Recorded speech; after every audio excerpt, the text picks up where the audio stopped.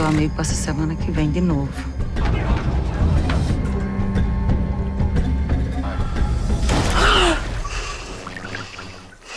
I'm going to start with one of my favorite writing questions. Can you tell us what idea number one was, the thing that started this all? But then I also want to know if you had a break story moment, something you and the other writers came up with along the way that made you think our movie is whole and ready to go now. Oh, great questions. Okay, so the first one, this film started as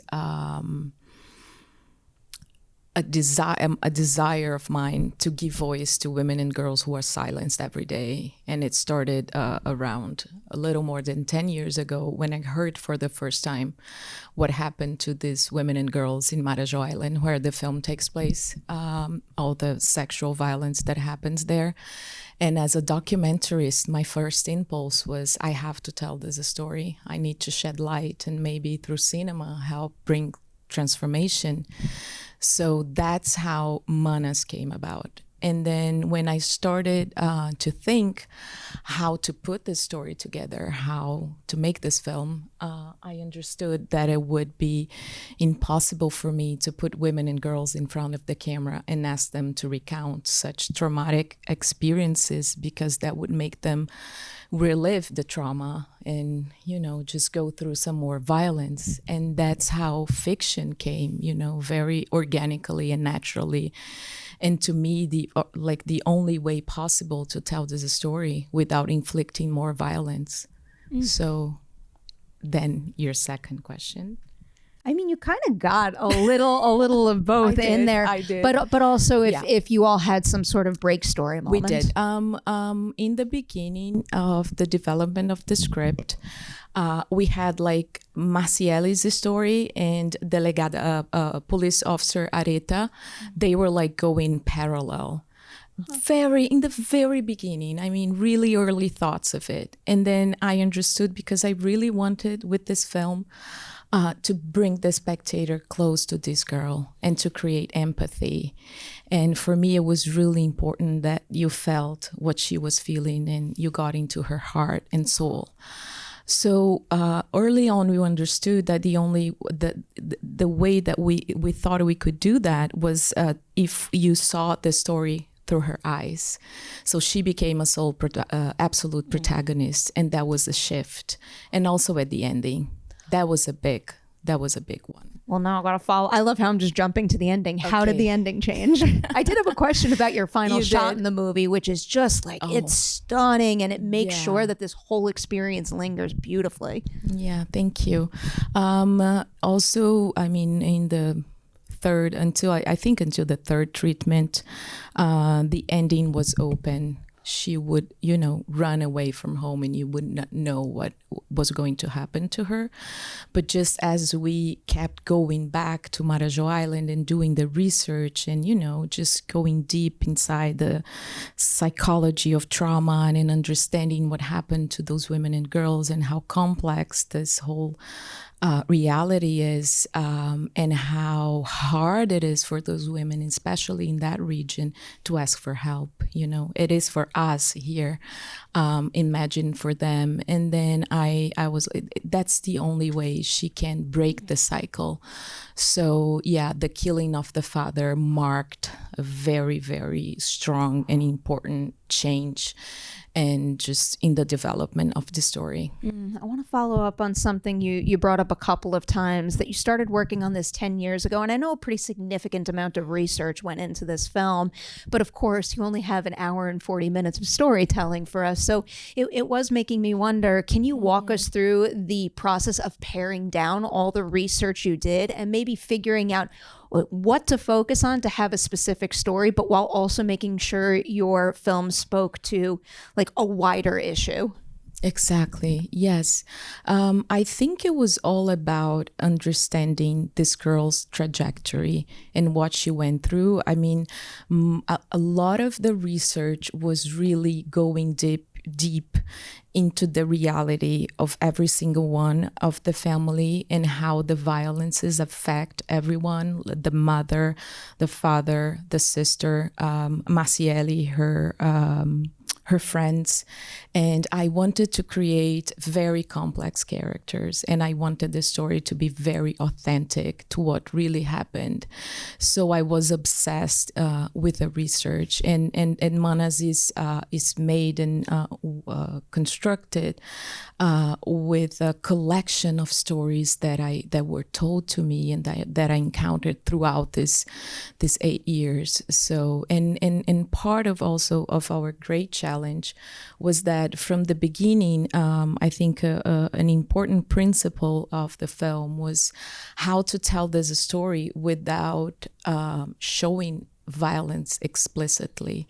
I wanted the viewer to feel the violence but not see the violence, because I think sexual violence should not exist. So if I was to reenact a scene of sexual violence, for me as a woman, it would not be right. I mean, I would be allowing it to happen, you know, in a fiction film. And also I wanted to protect this girl's body and the representation of our bodies in the screen.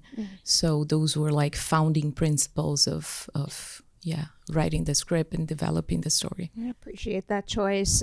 So you have a great script. Then you get to the experience of getting the resources you need to get it off the ground. And I love asking about that part of the process, because making movies is hard, but acquiring those resources can oftentimes be just as hard. So I'll give you a two-part question about that. Can you tell us maybe about a low you experienced, like a time when things weren't going to plan and you're like, I don't know if I'm ever going to make this movie? But then I also want the opposite, a person you met, thing you acquired, you name it, that made you and the team stop and go like, the time has come, we're going to make Manas now. Yeah, I love that. Okay, so Manas started with I can give you a very good example. When I understood that we could not tell this story as a documentary, our producer, Carolina Benevides, my partner, co-writer, there was a grant in Brazil, a fund, a governmental fund for script development. We unfortunately don't have that anymore, but that's so important, you know, to have a grant to develop the script. So we submitted Manas, and we said, if this story is important, if it is as urgent and necessary as we think, we're gonna win this grant, and we did. So that really made the film to be born in 2014, which is when we officially started. And, you know, that allowed us to do the first trip to Marajó Island and to hire the first screenwriter who worked with us and to make the first treatment of the script. And then, you know, so many good things actually happened with this film regarding financing. I mean, it is really hard. I mean, we have to work a lot, but also we submitted the film to Globo Filmes, which is a big TV and production company in Brazil. They have a part that is dedicated to films, and we were selected and they supported us. And then in the middle of the process of making Manas, they came as co-producers, so they give even more financial support. And we had a mentor there while we were working with Globo. We had sort of like a writing lab with Braulio Montovani. I don't know if you heard of him. He wrote City of God by Fernando Meirelles. So it was a really pleasure to be with him. And then, yeah, we started, like, I think the hardest part was how to internationalize the film. So we started going to the Berlin film market, to the Cannes film market, to look for distributor, to look for, you know, international partners, co-producers. So it was a long journey. Long journey, and it paid off big time. I got to touch on casting now. Okay. Oh my God, your cast here. Something else. First question I'll ask you about that is, can you tell us a little bit about coming to the conclusion that you would best be able to make this movie with non-professional actors? Well, that was a desire since the beginning of the film. I think maybe from my documentary background or for the films that I liked and admired, I really wanted to work with a 13-year-old girl who was the same age as Marcielle. I didn't want to work with like an 18-year-old who looked younger. And I wanted to work with non-professional actors for the young cast. But the adult cast is all made of amazing Brazilian experienced professional actors from all over Brazil, different regions and states of Brazil. So that mixture was, I think, very interesting and it made it spark and really beautiful in the film. And finding Jamile, oh my God, like I don't know, encountering her. I don't like to say like finding, because I think just recognizing her, I feel like she was an actress in past lives. It's so amazing what she does. Breathtaking. She's such a natural. It is. Yeah, it's amazing. Really is something else. I'll ask you a little bit about directing her as a non-professional actor, because it can be intimidating to jump on a film set and especially to have to shoulder a story like this. So what are some things you wanted to do with her in order to make sure her performance stayed natural, but you got what you needed and you also created a safe environment for her? Yeah, we had first, before like saying she's the one who is going to do it, we did a workshop with like 10 girls that we thought that could do the film. She was the one that we really believed that it would interpret Jamile, but we wanted really to see them interacting, to understand their maturity, and also how they felt comfortable around the crew and talk to their parents. And so and Jamile always stood out. She had such, this strong look, and she just she's amazing. And then when we finally cast her, we did almost 2 months of preparation with the young cast and the adult cast, of just like living and doing special activities, and just to make them feel as a family, and to develop this friendship and tenderness between them, because it's how the family starts, right? We did a lot of physical preparation. You feel like she's a natural in the forest, but she's an urban girl from Belém. So she had never really like going deep in the river, or paddle a boat, go into the deep forest. So we had to do all this physical preparation with her and the rest of the cast, and that also helped her start to get it inside this the Marcielle's skin.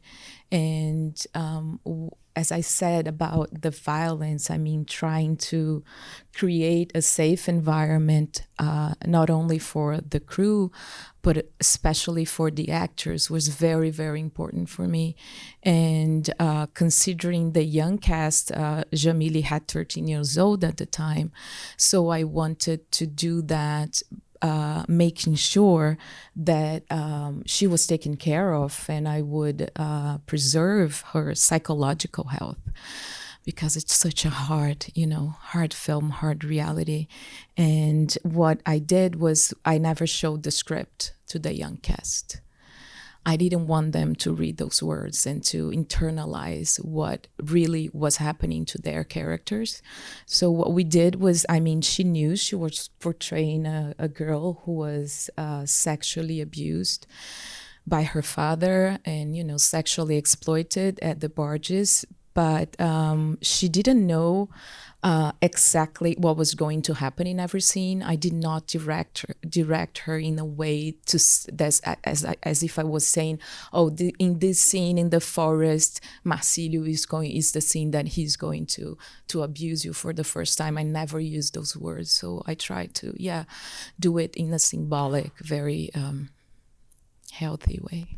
I have so many follow-up questions. I think the highest priority one of the bunch is, after seeing a performance like this from her, I have to know, did she walk away from this production with an eagerness to act more? Yes. Good. She's taking acting classes in Brazil. Yeah. She's so happy. I mean, she was so proud of herself. It was so beautiful to see her. I mean, she started to understanding the dynamics of the set and of the shooting. I mean, she was so smart. I remember there was one day that she was like, "Oh, Mari, they didn't put the acai in my nails." Like, she was understanding continuity and like everything. She was just so smart. And then I just remember now, I don't think I ever said that. Another thing that I did, not to put pressure on her, was she never knew she was the protagonist. Yeah. She only understood that the film was told from her point of view when she saw it ready. I didn't want to put this pressure on her. I mean, can you imagine like a 13-year-old girl knowing that she was like carrying the whole film? So she felt that she was as important as the other girls, and she had no idea. What was her reaction when she saw herself in a starring role in a feature film? She was so happy. She was so happy, and it was so beautiful because the first time she saw it, she told me, "Oh, now I understand. So the scene in the forest, it's when the abuse happens." So she's like slowly understanding the film. She's 16 now. Something else. I cannot wait to see more from her. Other follow-ups. You brought up documentaries a couple of times, and just in case anybody doesn't know, you are an experienced documentary filmmaker, but this movie marks your very first time directing a feature-length fiction movie. Couple questions about that. First, more specific to directing actors, because I also know you got a BA in filmmaking as well. Is this your first time directing actors, or like were you focused on documentary filmmaking in school? This is my first time directing actors. My first film that I did in school at school was a short documentary called Capoeira Freedom of the Soul. So I had only done documentaries. Yeah, that was the thing that scared me the most while making this film, was directing the actors. That's what I prepared the most, and that's what I was most excited to do. What are some takeaways from directing your cast in this that will shape the actor's director you are in the future when you make more fiction features? Oh, good question. I don't know. I think that I like to approach every project in its uniqueness. So if I make a film that feels like Manas, maybe I will bring what I learned from this experience, but I don't know what's gonna come.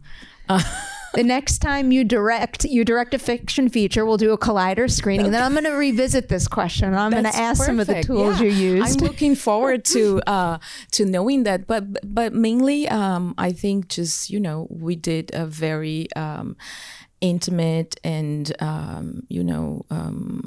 preparation, acting preparation. And I like the actors to be very free. I don't like to mark too much the scenes. So we worked with the young cast and the adult cast so that we would have everyone just really, inside their characters. So when I said action, I mean the camera, we shot long takes. So the camera is mainly just like a ballet following the characters and letting them be, in the space and in the mise-en-scene of the scene. So this is something that I really loved doing. So I think I might keep on doing that, but I'll tell you. Yeah. more please. I'll tell you more. Can you kind of paint a picture for us of what the crew looked like? Because, I was looking at IMDb. We also just had the credits there, but I wasn't watching the entire time. But I imagine when you're shooting that way, you probably want as few people on set as possible. So how many people were necessary for filming this? Oh, the whole crew? The whole crew, yeah. That's a good question. I used to care around, I think 60 people. But including catering and, the whole, yes. the whole crew, in between like 60 and 70 people. Mm-hmm. But then in the set, close to the characters, inside Marcielle's house, me, assistant director, sound, boom, camera, focus, assistant camera. 7 people.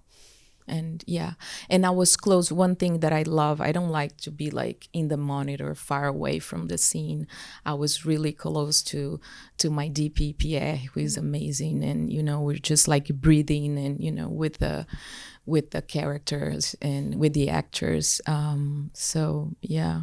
But my crew is amazing. I mean, of all Brazilian artists that I admired for a long time and that I really wanted to work with once I do a fiction film.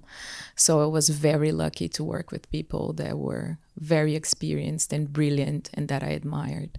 I have a really unfair follow-up question, but just so we could hear a little more about maybe a few of them, can you name a couple of Mana's unsung heroes for us? Like, we're lucky enough to talk to you right now. We see the actors on screen. Who is someone behind the scenes where, like, we have to know the contribution they made to your film? Thank you for this question. I will give you 3. I'll take them.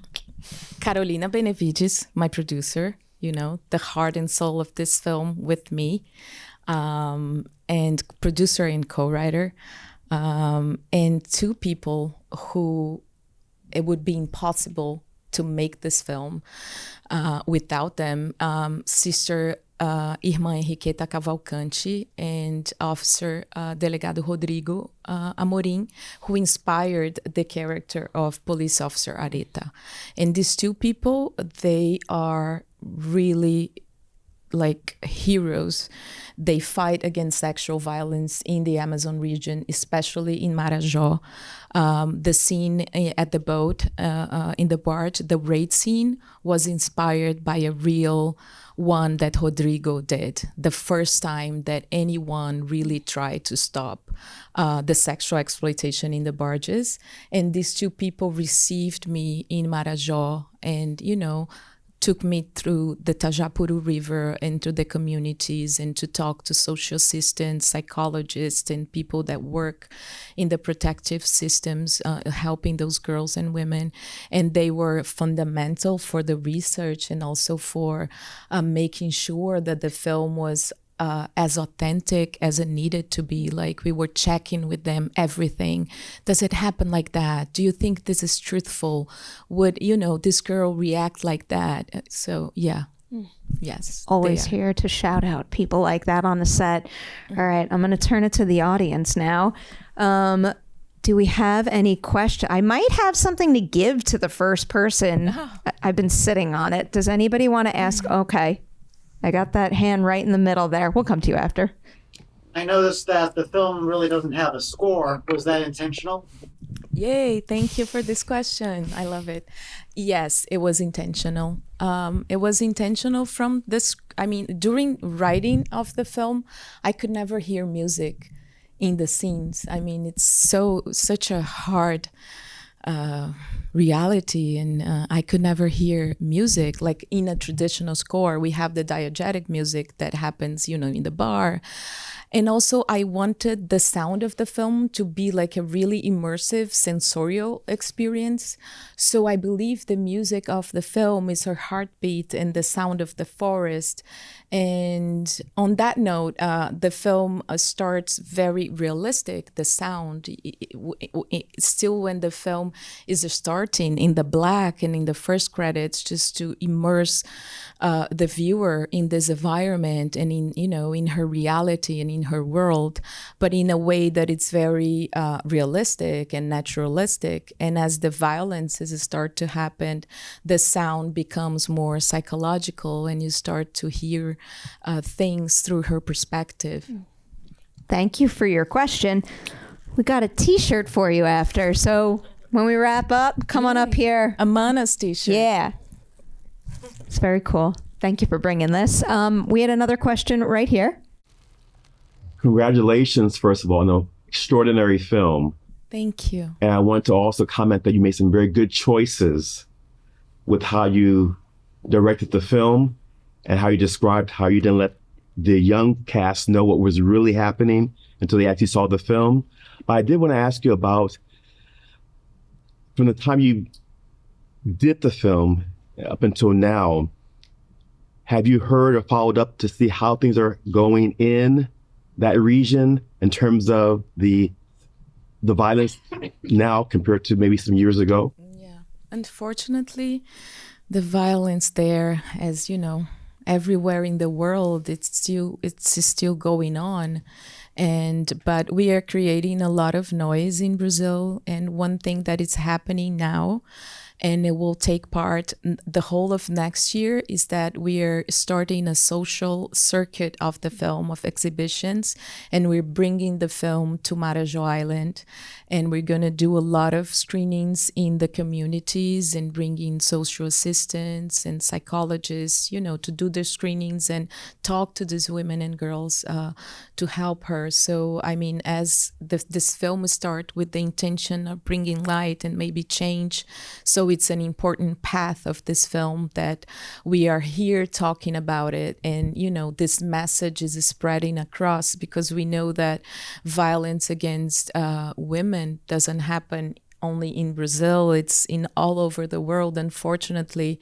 So it's really important to be here with you, you know, to be like talking about it, and that you come out of this experience of watching Manas transformed in a way, hopefully, you know, and wanting to take action and do something about it. Thank you for your question. Thank you. All right, we have time for maybe one more. I see you right in the middle there.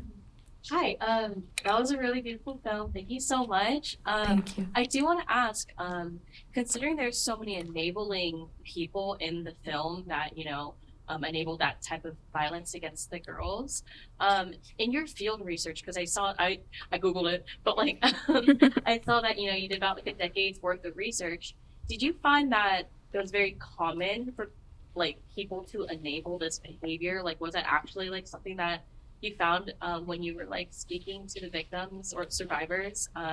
Yeah, just wanted to like understand a little bit more about that. Yeah, absolutely. Everything you see in the film, it's inspired by real lived experiences and stories of women that I collected and I heard. So the film, what you see in the film represents the reality in that region.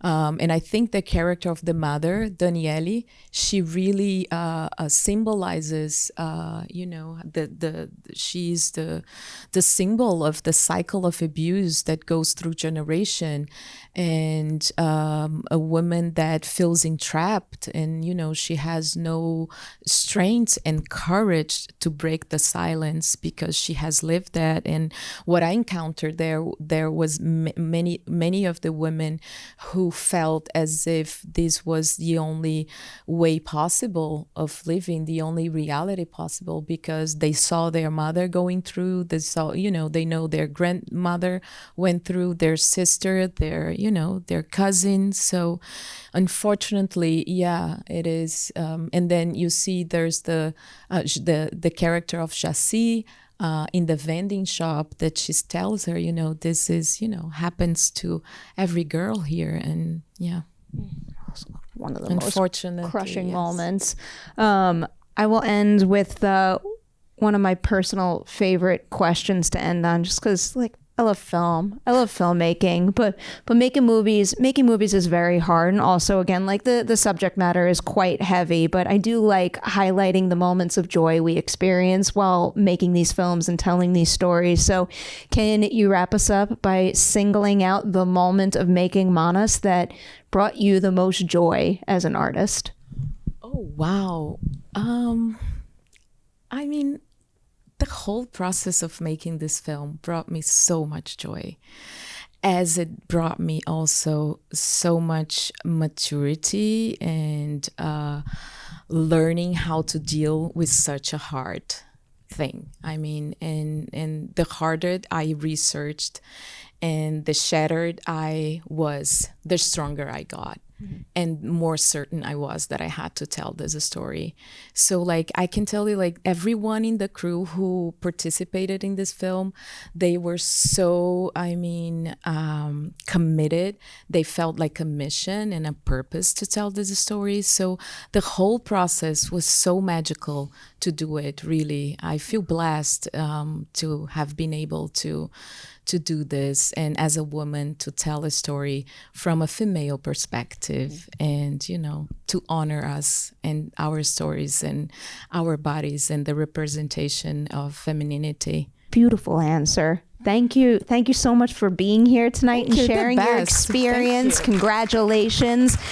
We have our t-shirt winner. Come on up here. And also for everybody who has come out in the rain tonight, we do have giveaways. So make sure you stop by the exit over there and get one from me.